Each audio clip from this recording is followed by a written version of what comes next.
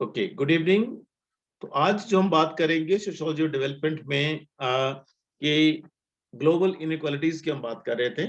उसमें global inequalities में आज हम देखेंगे कि उसके आधार पर जो पूरी दुनिया है वो तीन बड़े भागों में जो बढ़ती है। एक डेवलप्ड कहते हैं हम, एक ऑन डेवलपिंग और एक ऑन डेवलप। तो उन तीन भागों में जो बंटी हुई दुनिया है वो क्या होती है। तो सबसे पहले हम देखने की कोशिश करेंगे कि डेवलप्ड नेशन किसे कहते हैं, विकसित राष्ट्र क्या होते हैं, उसके बारे में हम बात करेंगे सबसे पहले। और उसके बाद फिर हम अंडर डेवलप पे आएंगे और फिर डेवलपिंग नेशंस पे हम लोग आएंगे। तो थोड़ा सा अगर इसको देखने की कोशिश करें जीके के हिसाब से भी ये जो चैप्टर्स हैं ये बहुत इंपॉर्टेंट है। और आपको जीके के हिसाब से भी प्रश्न आपको आ सकते हैं किसी भी कॉम्पिटिटिव एग्जाम में, तो उसके हिसाब से भी आप इसको देखें। तो अभी अगर देखने की कोशिश करें तो आधुनिकीकरण का जो मॉडर्नाइजेशन का जो दौर है, उसमें जो अगर हम पूरा ओवरऑल देखने की कोशिश करें तो इकोनॉमिक डेवलपमेंट हमारा बहुत बड़ा एक क्राइटेरिया बनता है। क्राइटेरिया मैंने एक ऐसा मापदंड बनता है जिसके द्वारा हम किसी भी देश को या किसी भी देश की इकोनॉमी को डेवलप, अंडर डेवलप या डेवलपिंग करार दे सकते हैं। और उसमें उसे हम उस तरह से देख सकते हैं। तो इसमें आर्थिक दृष्टि से अगर देखने की कोशिश करें, जो इकोनॉमिक पर्सपेक्टिव है, इकोनॉमिक डेवलपमेंट का जो पर्सपेक्टिव है उस हिसाब से देखने की कोशिश करें तो आज सारी दुनिया जो है, जैसे मैंने पहले कहा, तीन बड़े भागों में बटी हुई है। और इन तीन बड़े भागों में देखने की कोशिश करें तो इनमें बहुत ज्यादा अंतर जो है, इनके कई पैरामीटर्स हैं, उसके हिसाब से देखें तो कई बहुत ज्यादा अंतर इनमें तीनों के तीनों ब्लॉक्स में पाया जाता है। अगर हम डेवलप नेशन की बात करें तो उनका संयुक्त राज्य, उसमें यूएसए है, United states of America, Japan है, ब्रिटेन है, कनाडा है, रशिया है, आदि आदि ऐसे देश हैं जिन्हें हम डेवलप की कैटेगरी में रख सकते हैं। और जिनके प्रति व्यक्ति आय जो पर कैपिटा इनकम काफी ऊंची होती है। और वहाँ साथ में इस स्तर को और ऊंचा रखने के लिए वो मॉडर्नाइजेशन बहुत बड़ी भूमिका निभाता है, आधुनिकीकरण बहुत बड़ी भूमिका इसमें निभाता है। और विकसित राष्ट्र जो होते हैं उसमें इकोनॉमिक डेवलपमेंट काफी हद तक बहुत ऊंची होती है। और उसमें जो इसके ऑपोजिट देखें, जो विकासशील राष्ट्र होते हैं उनका ये उल्टा होता है। उसमें जो पर कैपिटा इनकम है वो भी कम होगी। और साथ में और जो राष्ट्र को ऊंचा रखने वाली जो चीजें हैं, राधा जिसको मॉडर्नाइजेशन हम कहते हैं, उसकी भी स्पीड इतनी नहीं होती कि जितने के जिसकी वजह से हम उसे उन्हें डेवलप की कैटेगरी में डाल सकें। मॉडर्नाइजेशन की जो वो है स्पीड है वो भी कम रहती है। और इसमें बिलो पॉवर्टी लाइन करोड़ों लोग जो होते हैं वो गरीबी की रेखा से नीचे होते हैं। सबको बराबर का अधिकार नहीं होता। इनइक्वलिटी इंडेक्सेस में वो बहुत नीचे पाए जाते हैं। और भी कई इंडेक्सेस हैं जिसके आधार पर उनका मापन जो है, मेजरमेंट होती है उन कंट्रीज की। और उसमें जैसे अभी एक नया इंडेक्स जो है डेवलप हुआ है, that is global innovation index. अब ये ग्लोबल इनोवेशन इंडेक्स जो है वो खास करके डेवलपिंग और अंडर डेवलप कंट्रीज के लिए है कि ग्लोबली अगर हम देखें तो हम लोगों ने कितना इनोवेशन रादर को किया है, जिसके आधार पर ये सारी चीजें हम लोग करते हैं। तो ये इसके आधार पर थोड़ा सा देखने की कोशिश करें तो जो अंडर डेवलप जो दुनिया है वो आर्थिक विकास की श्रेणी में सबसे नीचे रहती है। और उसमें बीपीएल वाले जो लोग हैं, बिलो पॉवर्टी लाइन, वो बहुत ज्यादा उसमें रहते हैं। और उसमें अपनी इनकी इकोनॉमिक ग्रोथ और डेवलपमेंट की थ्योरी में एक वो है, इरमा आइलैंड करके एक विद्वान है, उन्होंने लिखने की कोशिश की है कि वो बोलते हैं कि राष्ट्र अंतिम 2 दशक सॉरी जो शताब्दियां जो रही हैं उसमें अत्यधिक तरीके से जो एक डेवलपमेंट ओरिएंटेड जो रहे हैं, डेवलपमेंट ओरिएंटेड मैंने विकास के लिए जो भी उन्होंने अधिक विकासमान प्रवृत्त रहे हैं, डेवलपमेंट ओरिएंटेड रहे हैं। आज उनकी जो आर्थिक स्थिति है वो इंटरनेशनल जो पॉलिसीज हैं उसके मुताबिक जो है वो किस लेवल पर पहुंचती है उसके मुताबिक हम उसको उस राष्ट्र को डिक्लेयर करते हैं। तो इसमें ग्लोबल इनइक्वालिटीज के हिसाब से देखने की कोशिश करें, जैसे मैंने पहले आपसे बात की, तो ये तीन कैटेगरीज हमारी निकलती हैं। उसमें से पहली कैटेगरी पे हम आते हैं। पहली कैटेगरी जिसे हम डेवलप्ड नेशन कहते हैं, ये हाईली इंडस्ट्रियलाइज्ड कंट्रीज होती हैं। हाईली इंडस्ट्रियलाइज्ड माने औद्योगिकृत ये देश होते हैं। और ये आर्थिक रूप से सबसे अधिक ये विकसित होते हैं। आर्थिक रूप से मैंने इकोनॉमिकली ये सबसे अधिक ये डेवलप होते हैं, और उसके आधार पर इनकी जो इकोनॉमी है, इकोनॉमी भी इनकी सबसे ज्यादा विकसित होती है, more developed as compare to other countries. और उसमें सबसे अधिक जो होता है, इसका जो मूल्यांकन है, जो स्टैंडर्ड्स है इसके लिए, और स्टैंडर्ड जो है दैट इज ये जीडीपी होता है, जीएसपी नहीं बट जीडीपी है, that is gross domestic product. साथ में जीएनआई होता है, जीएनपी होता है, जीएनपी माने ग्रोस नेशनल प्रोडक्ट, और जीएनआई माने ग्रोस नेशनल इनकम। और साथ में एक और चीज होती है इसकी, पर कैपिटा इनकम, जिसको हम पीजीआई कहते हैं, सॉरी पीसीआई कहते हैं, पर कैपिटा इनकम। और साथ में इंडस्ट्रियलाइजेशन का उनका लेवल क्या है, लेवल ऑफ इंडस्ट्रियलाइजेशन। और बड़े पैमाने पर जो डेवलपमेंट ऑफ इंफ्रास्ट्रक्चर जो है वो हाई लेवल का रहता है, development of infrastructure high level का है। और जीवन जीने की जो शैली के जो मानक है, रादर जो जनरल स्टैंडर्ड ऑफ लिविंग है, वो बहुत ही उच्च लेवल के रहते हैं। उनके मानदंड जो है, मानदंड, ये जो मानदंड है जो अभी हमने बात की, ये किसी भी देश को जो है वो डेवलप या अंडर डेवलप या डेवलपिंग डिक्लेयर करते हैं। तो डेवलप के लिए ये मानदंड जो उच्च श्रेणी के होने चाहिए, उच्च श्रेणी के होने चाहिए, रादर सर्वोच्च श्रेणी के वो होने चाहिए, सबसे ऊपर वो होने चाहिए। विकसित राष्ट्रों में पोस्ट इंडस्ट्रियल इकोनॉमी जो है वो दोनों सेक्टर में, सर्विस सेक्टर में भी और उसमें गुड सेक्टर में भी उसका प्रोमिनेंस रहता है। और उसमें खास करके जो ज्यादा इंपॉर्टेंस जो है उसमें वो रहती है हमारे सर्विस सेक्टर की।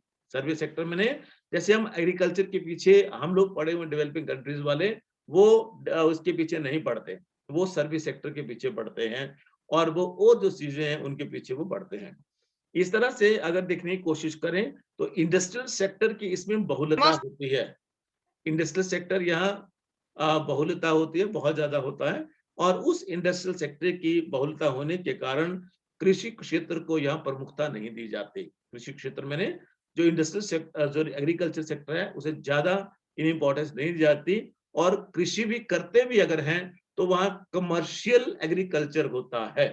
कमर्शियल एग्रीकल्चर का सिंपल शब्दों में अर्थ क्या हो गया कि हम जैसे बैलों से या जो छोटे मोटे ट्रैक्टर्स हैं उनसे हम लोग खेती करते हैं हिंदुस्तान में, परंतु वो क्या करते हैं, वो बैलों से नहीं करते, उनके पास बड़े बड़े ट्रैक्टर्स होते हैं।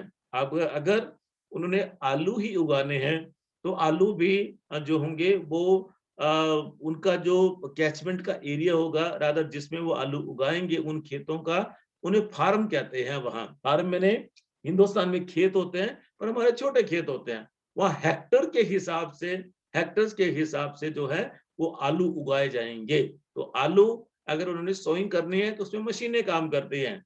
अब निकालने हैं तो निकालने के लिए भी मशीनें हैं। अगर आप जो नेशनल ज्योग्राफी चैनल होता है उसमें देखने की कोशिश करें, बिग मशीन करके एक प्रोग्राम आता है, उसमें देखिएगा तो उसमें सिंपल शब्दों में आपको क्या दिखेगा कि एक पूरा का पूरा एक डंपर टाइप में आएगा। वो आगे उसके पास एक ऐसा इंस्ट्रूमेंट उसमें लगा होता है कि वो जो खेती को जो भी लेयर है उसमें वो इसके जो भी ब्लेड्स आगे वो आगे इंसर्ट होते हैं, और वो सारी के सारी मिट्टी को, पत्थर को, सबको सबको वो आलू के साथ ही ले लेते हैं। आगे आगे वो चलता है, पीछे पीछे वो सारी की सारी चीजें आती चलती हैं, और आने के बाद वो ऊपर छन के मिट्टी पत्थर दोबारा से फिर खेत में पहुंच जाएगा। और आलू जो है, आलू लास्ट में जाकर आलू जो है वो डिपॉजिट, रादर ऊपर आलू रह जाता है, वो नीचे सारी सारी चीजें चली जाती हैं। और साथ में उसको एक कन्वेयर बेल्ट लगी होती है, कन्वेयर बेल्ट से आलू जो है बोरी में जाएगा, या एक और साथ में ट्रॉली खड़ी होती है जिसमें कि आलू जो कन्वर्ट होता जाता है। तो इस तरह से जो महीनों का काम हमारे यहाँ होता है वहां वो मिनटों में हो जाता है। It is known as commercial agriculture.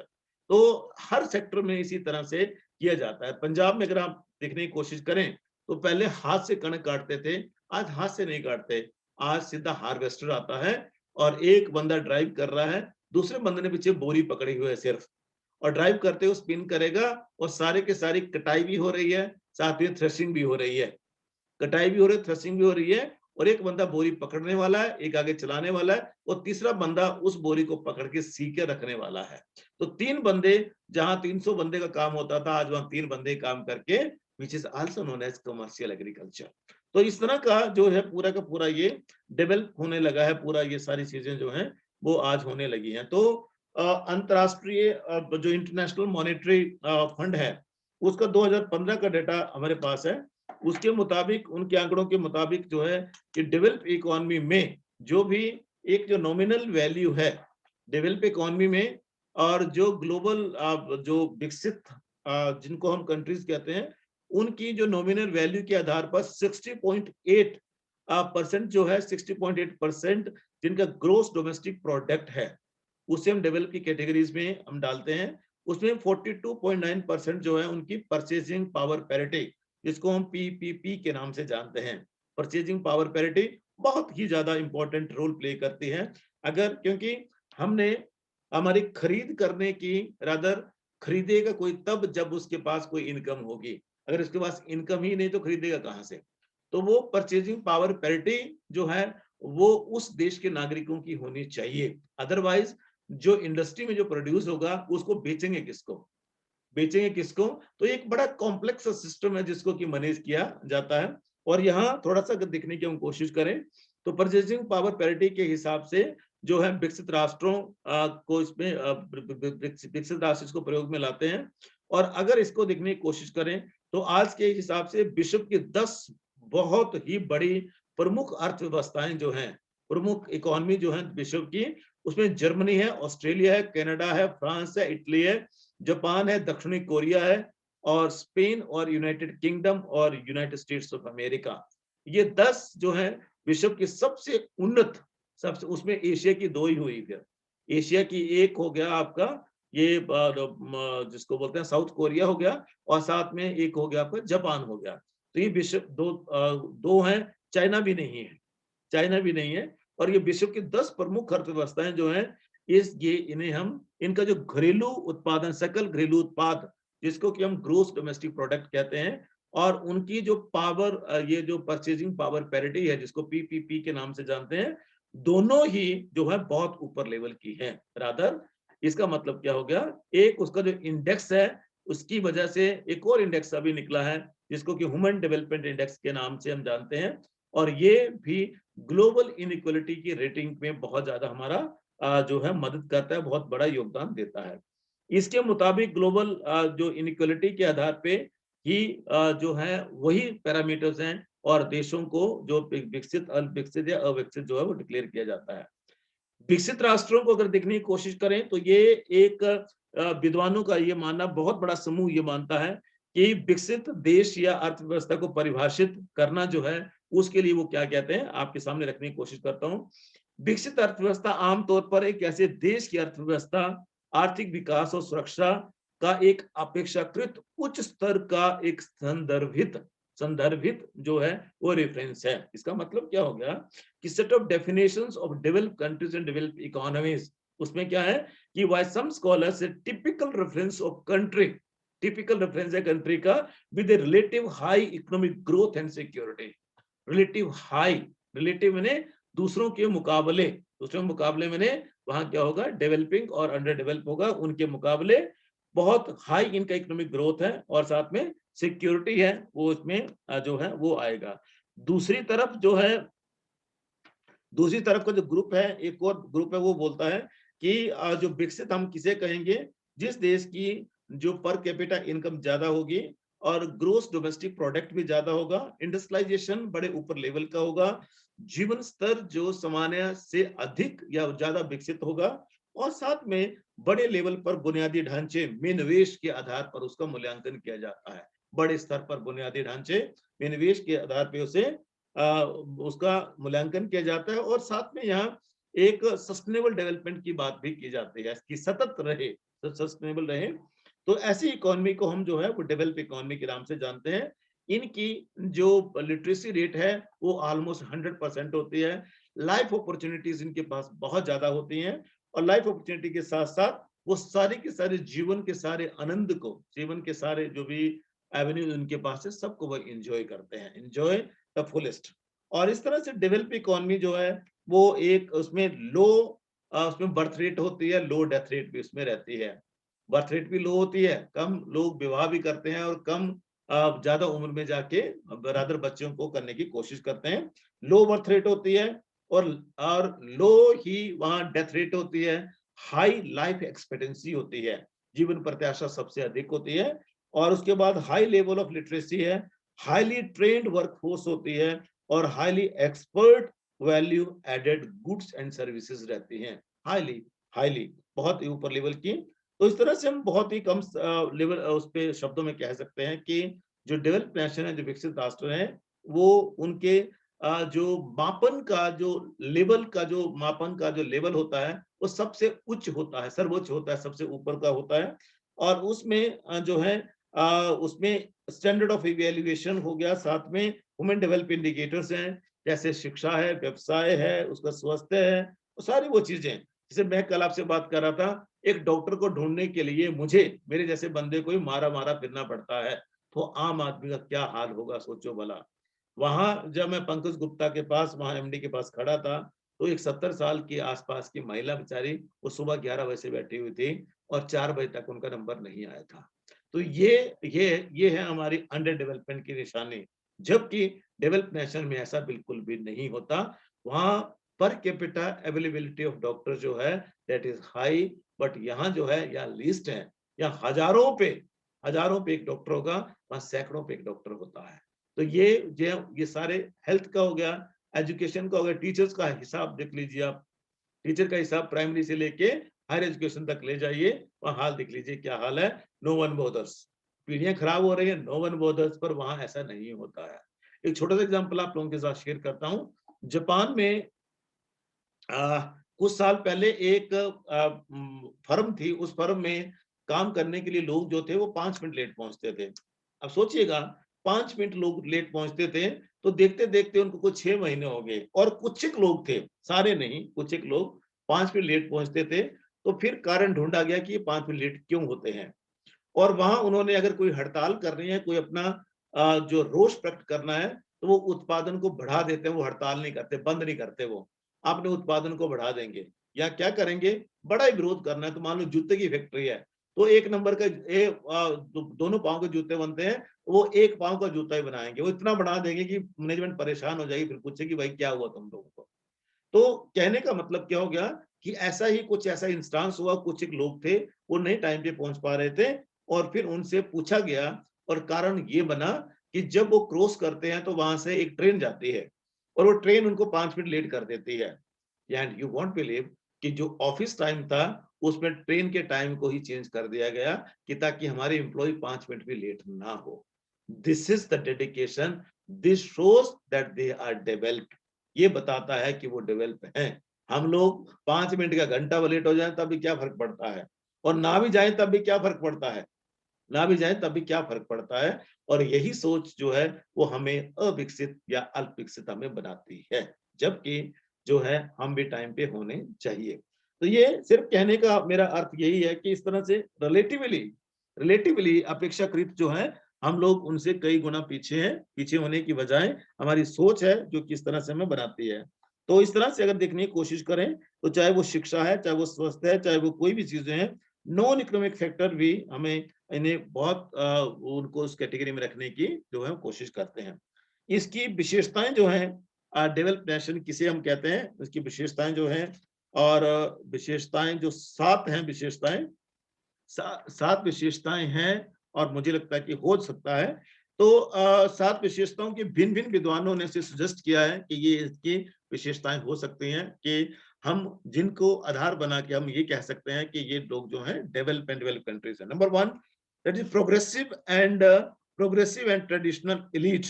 अब यहाँ जो ट्रेडिशनल एलीट है, एलीट मैंने संभ्रांत लोग, जो बड़े बड़े लोग हैं, वो प्रोग्रेसिव होते हैं। हमारे यहाँ क्या है कि जितना पैसा आ गया वो अब मजे करो, आराम करो। वो पैसे को यूज करते हैं, पैसे को इन्वेस्ट करते हैं, जिसकी वजह से नेशनल डेवलपमेंट उनका मेन टारगेट होता है, व्यक्तिगत डेवलपमेंट उनका मेन टारगेट नहीं होता। हमारे यहाँ व्यक्तिगत जो डेवलपमेंट है, इंडिविजुअल डेवलपमेंट, वो टारगेट है। नेशनल डेवलपमेंट नेशनल जाए भाड़ में। तो इस तरह से ये सबसे पहला जो का वो है, इसकी विशेषता है कि वहां के जो लोग हैं उनके लिए नेशनल फर्स्ट होता है, और जो इलीट हैं वो हमेशा प्रोग्रेसिव होते हैं। नंबर 2, पॉलिटिकल स्टेबिलिटी रहती है। जो सरकार बन गई वो 5 साल के लिए बन जाती है, और वो उस सरकार की वजह से उनका जो पूरा का पूरा जो एक विशिष्ट वर्ग है लोगों का, एलिट वर्ग हम जिसको कहते हैं, जो विशिष्ट वर्ग है, उसी में वो लोग रहते हैं और उन लोगों में से ही कोई ना कोई चुनता है। और चाहे वो देश अमेरिका है, चाहे इंग्लैंड है, चाहे जर्मनी है, जापान है, कोरिया है, ऐसे देश हैं जिनमें हालांकि समय समय पर सत्ता परिवर्तन हुआ, परंतु जैसे ही सत्ता परिवर्तन होता है, that is with some lot of policies and all that, और वो स्टेबिलिटी के साथ ही रहता है। एक और इनका सबसे बड़ी चीज एक और जो क्या होती है, commitment for welfare of all. ये बहुत इंपॉर्टेंट चीज है। हमारे यहाँ जो कमिटमेंट है, जैसे मैंने पहले बात की, इंडिविजुअल के लिए होता है, यहाँ वेलफेयर फॉर ऑल होता है। बेरोजगारी भत्ता दिया जाता है, और बच्चा किसी को कोई बच्चा हो गया है पैदा, तो वो फिर राष्ट्र की जिम्मेदारी है, ना कि व्यक्ति की जिम्मेदारी है। और आपको सुन के बहुत हैरानी होगी, जब मैं जर्मनी में था तो वहां कुछ स्टूडेंट्स आए हुए थे हम मिलने, और वो इंडियन उस ओरिजिन के भी थे कुछ एक। तो वो उन्होंने, मैंने उनको पूछा कि तुम लोग how you live over here, तो बोले sir we don't need to worry, हमें चिंता करने की कोई बात है ही नहीं। हमें 500 यूरो जो है, 500 यूरो जो हमें वो है स्कॉलरशिप मिलती है हर महीने। अब 500 यूरो का मतलब क्या हो गया कि आज के टाइम में 80 रुपए, उस टाइम भी 60-65 के आसपास होता था, तो 30-35 हजार हिंदुस्तानी करेंसी के हिसाब से उनको पर मंथ कुछ नहीं करेंगे बंदे, जब तक नौकरी नहीं लग जाते तब तक उनको स्कॉलरशिप मिलती रहेगी, सो दैट ही कैन और she can meet out the expenses. तो वहां commitment for welfare for all रहता है। Involvement of people in political system, लोग वहां जागरूक होते हैं और वो बढ़ चढ़कर पॉलिटिकल प्रोसेस में हिस्सा लेते हैं। हमारे यहाँ बोलते हैं कि कुछ नहीं बन सके तो प्रधान बन जा, कुछ नहीं बन सके तो एमएलए बन जा। पॉलिटिकल उस प्रोसेस में आना हमारे लिए लास्ट प्रायोरिटी होती है, जबकि उनकी पहली प्रायोरिटी होती है। देन क्लैश ओवर इंटरेस्ट नहीं होता है, वहां हितों का कोई भी इंटरेस्ट क्लैश नहीं होता। हर बंदा अपना अपना काम करता है और अपने अपने तरीके से करता है, उसका अपना तरीका है, और वो जो कंडीशन जो सरकार ने उसको दी हुई है, उन कंडीशंस के अकॉर्डिंगली ही अपने अपने तरीके से वो काम करते हैं। देन पॉलिटिकल कॉन्सियसनेस बहुत ज्यादा होती है, लोग पूरी तरह से अवेयर होते हैं। कुछ भी ऐसा कोई गड़बड़ होती है तो आपने देखा होगा अभी पीछे अमेरिका में जब ये जाने जो बाइडेन आने वाले थे और ये जो ट्रंप थे वो जाने वाले थे, तो कैसे वहां आक्रमण हो गया, लोग कैसे सड़कों पे आ गए, कैसे सड़कों पे आ गए। और हमारे यहाँ क्या होता है, we will die but never cry, हम मर भी रहे होंगे तब भी हम चिल्लाते रहे, बोला ठीक है, सब ठीक है, सब ठीक हो जाएगा, कोई ना कोई आएगा जो इस व्यवस्था को ठीक करेगा। हम सब चाहते हैं कि भगत सिंह पैदा हो, बस साथ में ये भी चाहते हैं वो मेरे घर में ना पैदा हो, मेरे घर में ना पैदा हो, क्योंकि मुझे 23 साल के अपने बच्चे की जो है वो बलिदान ना देना पड़े, मैं पंगा ना करूं, पर व्यवस्था ठीक हो जाए। और इस तरह का हमारा एक पूरा का पूरा वो चीजें रहती हैं। देन एक और है कि political leadership and decision making, और वही बात है कि पॉलिटिकल लीडरशिप जो होती है वो they are capable and they are intending to take any decision in the vital welfare of the country. देश के और देश के नागरिकों के लिए वो किसी भी तरह का जो है उनके लिए प्रोग्रेसिव जो है, प्रोग्रेसिवनेस एबव ऑल है, और अच्छे लोगों को, जो काबिल लोग हैं, योग्य लोग होते हैं, उनको वो सिस्टम में जगह देते हैं। और जो योग्य लोग होंगे वो पॉलिटिकल डिसीजन जो लिए जाएंगे that will totally based on reason, तर्क के आधार पर वो रहते हैं, और उसमें व्यक्तिगत हित वाली कोई बात नहीं होती, जैसे मैंने पहले बात की, और उसमें सबका हित वाली जो बात होती है। और अंत में रहेगा कि डोमिनेंट रोल ऑफ ब्यूरोक्रेसी रहता है इसमें, ब्यूरोक्रेसी का सबसे प्रमुख रोल रहता है। और ब्यूरोक्रेसी का डोमिनेंट रोल रहने की मतलब क्या हो गया, जो अथॉरिटी है उसका दुरुपयोग कभी नहीं हो पाता, अथॉरिटी दुरुपयोग नहीं होगा। और जब दुरुपयोग नहीं होगा तो उसका मतलब क्या हो गया कि वो मिस यूज नहीं कर पाते लोग। और उसमें सिंपल शब्दों में देखें तो वहां डिक्टेटरशिप ब्यूरोक्रेसी कभी भी उसमें धारण नहीं कर सकती। टोटली जो डायरेक्ट कंट्रोल है वो सरकार का कहीं ना कहीं लोगों के हित में रहता है, परंतु साथ में ये भी डिपेंड करता है कि हम किस तरह की जो गवर्नेंस की बात कर रहे हैं। If we are talking about this bureaucracy, sorry this democracy, तो जो पैटर्न है वो अलग होगा। अगर हम चाइना की, जापान की बात कर लेंगे, रादर और देशों, कोरिया की बात करेंगे, तो वहां का जो है वो सिस्टम अलग है। जो सिस्टम ऑफ गवर्नेंस कैसा है वो जो है वो अलग तरीके से रहता है। इस तरह से बहुत ही कम शब्दों में हम देखें तो डेवलप्ड नेशन वो होते हैं जिसमें पर कैपिटा इनकम अधिक होती है, वो ज्यादा इंडस्ट्रियलाइज होते हैं, और दूसरे देशों के मुकाबले उनकी जो इकोनॉमिकल डेवलपमेंट होती है वो अलग होती है और बहुत उच्च श्रेणी की होती है। लाइफ से संबंधित जितनी भी चीजें हैं वो उनको टॉप लेवल की मिलती हैं, और साथ में सर्विस सेक्टर की उसमें प्रधानता रहती है। ये आपने दिमाग में रखना है कि सर्विस सेक्टर का उसमें डोमिनेंस रहता है as as compare to that जो ट्रेडिशनल सेक्टर है हमारा, उसके मुकाबले सर्विस सेक्टर का ज्यादा जो है वो रहता है। तो ये डेवलपिंग नेशन थे। कल हम देखेंगे, सॉरी डेवलप नेशन थे, कल हम देखेंगे कि डेवलपिंग नेशन हम किसे कहते हैं, विकासशील देश क्या होते हैं। भारत भी उसमें एक है, उसको कल हम देखने की कोशिश करेंगे। आज के लिए अब इतना ही।